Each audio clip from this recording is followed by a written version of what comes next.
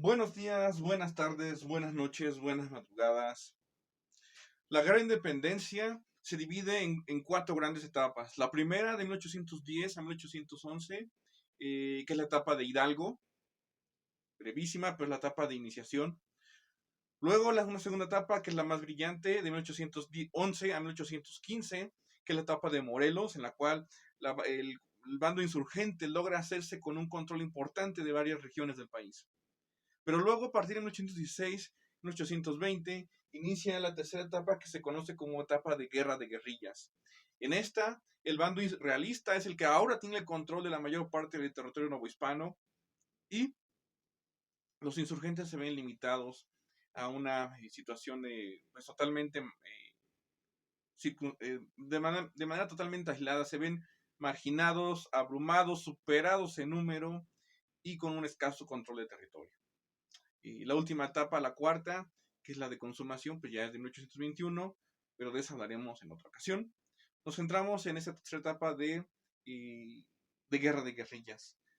Hay varios líderes importantes, aunque ya no hay ninguno de la talla de Morelos, se conservan varios nombres importantes.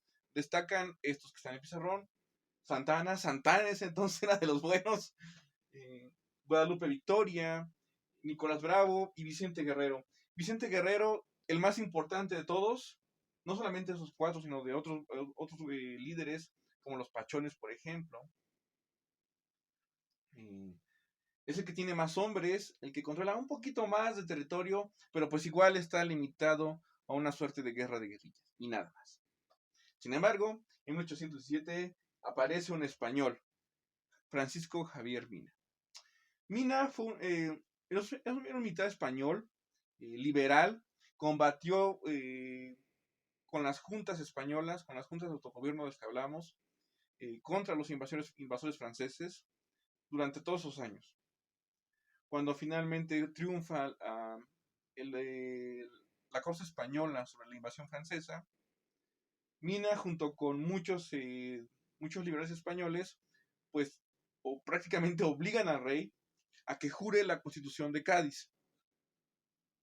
Cuando el rey es liberado sin haber tomado parte activa en la redacción de la Constitución de Cádiz. Es más, la gente afín al mismo monarca, al mismo Fernando VII, el grupo de los monarquistas, pues también, aunque participan activamente en la redacción, al menos en los debates, mejor dicho, en la redacción como tal, pues ya no son contemplados realmente sus demandas, sus intereses.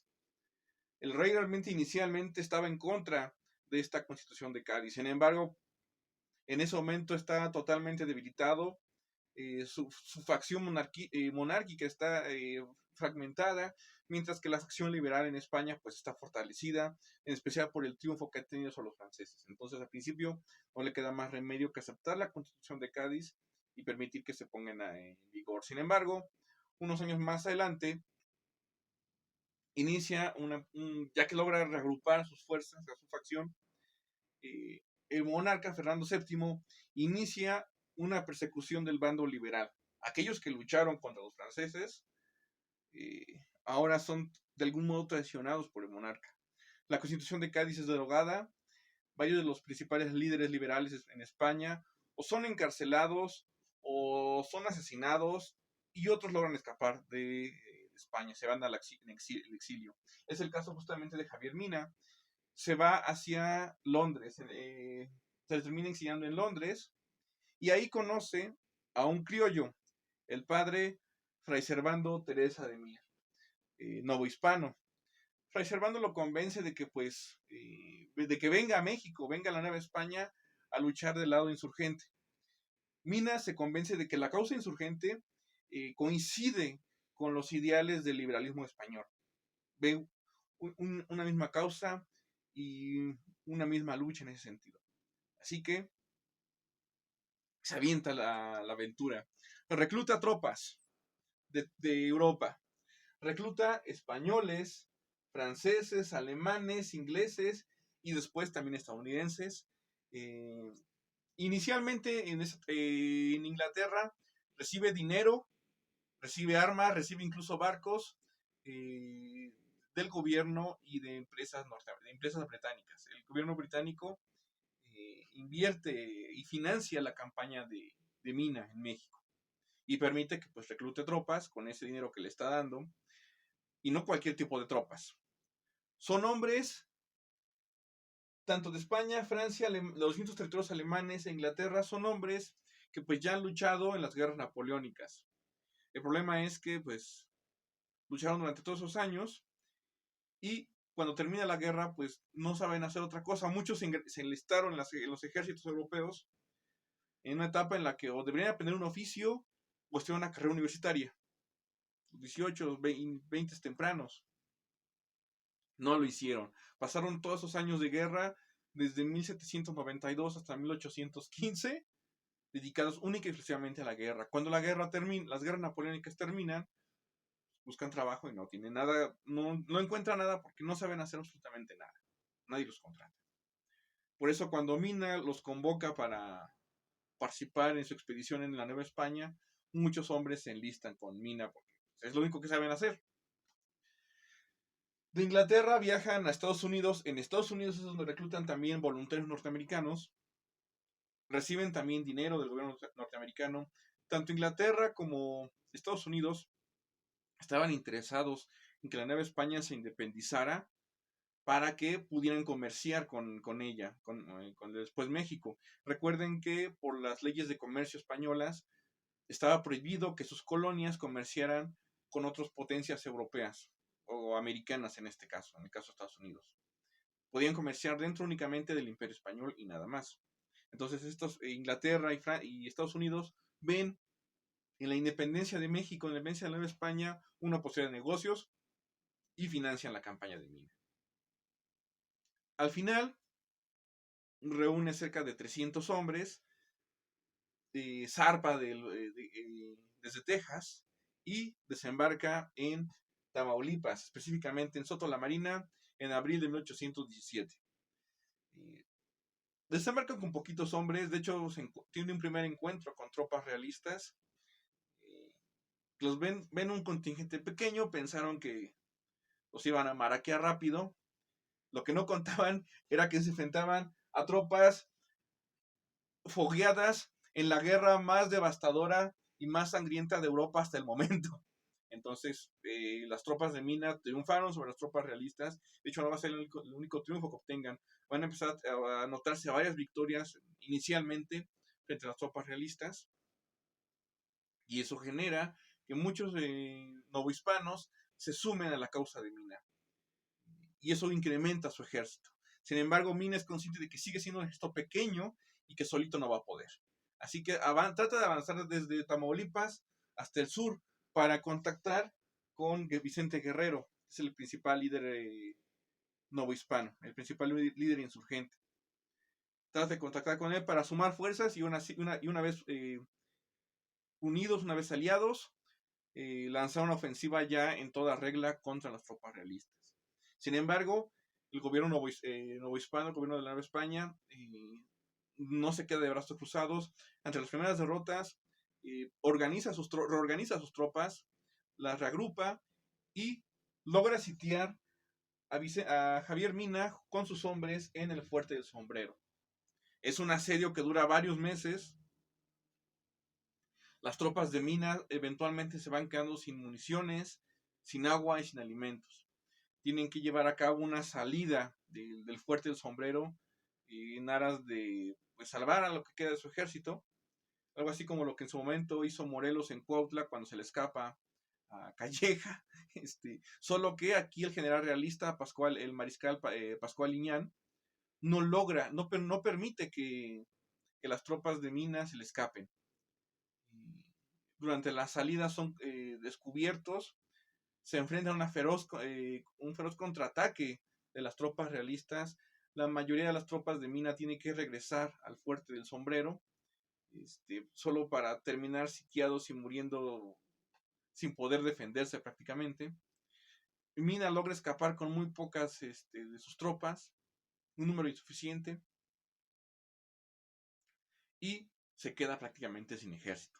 De ahí Mina tiene que pues casi que empezar de cero y se desplaza hacia el fuerte de los Remedios para buscar refugio, pero ahí lo alcanzan de nuevo las tropas realistas, tiene que escapar, al final va a ser apresado unos días más tarde en la hacienda del Venadito, es encarcelado, enjuiciado por traidor a la corona española y se le condena a ser fusilado. Pena que se cumple el 11 de noviembre de 1817. Con la campaña de Mina, aunque duró apenas 8 meses más o menos, no más, fue la etapa más interesante, más brillante del bando insurgente en esta fase de guerra de guerrillas. Insisto, y no duró más de 8 meses. Todo parecía en este momento que realmente la causa insurgente estaba perdida. Sí era una molestia todavía para el gobierno novohispano, pero pues ya no eran una amenaza. Sí. Había un control cada vez más sólido de las ciudades, del territorio, de las rutas de comercio. Muchos insurgentes pues iban ateniendo al indulto que daba el virrey para dejar las armas. Entonces, pues ya parecía una causa perdida. Sin embargo, una serie de acontecimientos van a llevar a que se consume la independencia.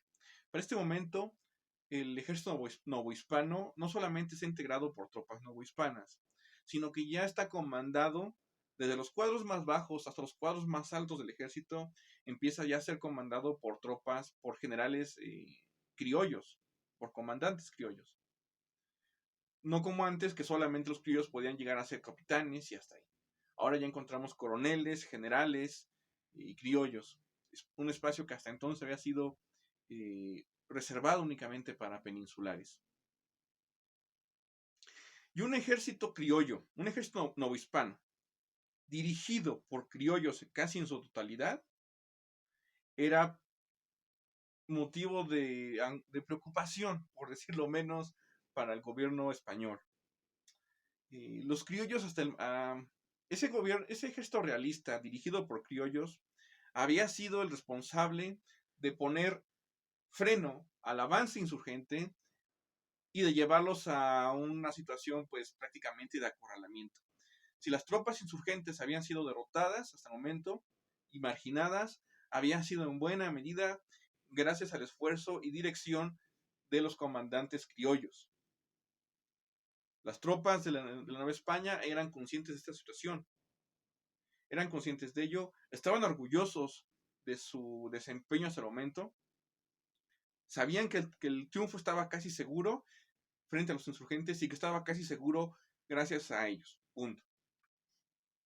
De eso eran conscientes los criollos y las otras castas, criollos, mestizos, indígenas y también peninsulares. Esto lleva al gobierno español a que pues, va a empezar a desconfiar de esas tropas realistas dirigidas por criollos. Y no solamente en la Nueva España, sino en todo el Imperio Español, en toda la América Española. Por lo tanto, van a empezar a enviar tropas españolas dirigidas por comandantes españoles, aprovechando que pues ya la guerra contra Francia terminó, ya fueron expulsadas las últimas tropas francesas, y ese ejército fogueado en el combate contra las tropas napoleónicas, pues empieza a ser enviado hacia América. Envían más hacia el sur del continente, más que hacia la Nueva España. De hecho, la Nueva España estaba ya bastante más pacificada. América del Sur estaba más ardiente en ese sentido, era una zona caliente. Haz de cuenta, era Ecatepec del Imperio Español. La Nueva España era más como, ¿cómo plantearlo? Como el Álvaro Obregón, la Nueva España. Sí estaba fea, pero no. Sí había violencia, pero ya no tanto. La zona sur estaba muy, muy complicada en ese sentido. Pero también envían tropas a la Nueva España. Esto genera malestar entre las tropas novohispanas y en particular entre sus comandantes criollos. La llegada de tropas españolas dirigidas por generales españoles es vista como, pues nos están robando el triunfo, nosotros trabajamos por él y ahora el mérito se lo van a llevar estos ojetes, así de simple. Entonces, Esto va a generar un viraje por completo, un viraje de 180 grados en la situación. Las tropas, y en particular los comandantes criollos, que hasta entonces habían sido leales a la causa realista, van a empezar a considerar girar de bando y unirse a los insurgentes. Es curioso que las autoridades españolas desconfiaban de ese ejército dirigido por criollos, numeroso, fortalecido, eh, envalentonado, con la moral totalmente alta. Desconfiaban de que ese ejército fuera leal al Estado español. Así que envían tropas españolas para arrebatarles el triunfo y evitar que así que se le cambien de bando. Lo extraño es que lo que hicieron al enviar esas tropas fue justamente o desembocó justamente en lo que querían evitar, que el ejército realista dirigido por los criollos se cambiara de bando. Hasta el momento habían sido leales. Nada más, en cuanto llegaron tropas españolas dirigidas por generales españoles a México, fue cuando empezaron a considerar la posibilidad de cambiarse de bando. Entonces, a veces haces una cosa planeando algo en específico y te sale otra cosa totalmente opuesta. ¿Cómo ocurre justamente el proceso de independencia? Como tal, lo veremos en el siguiente video. Hasta entonces.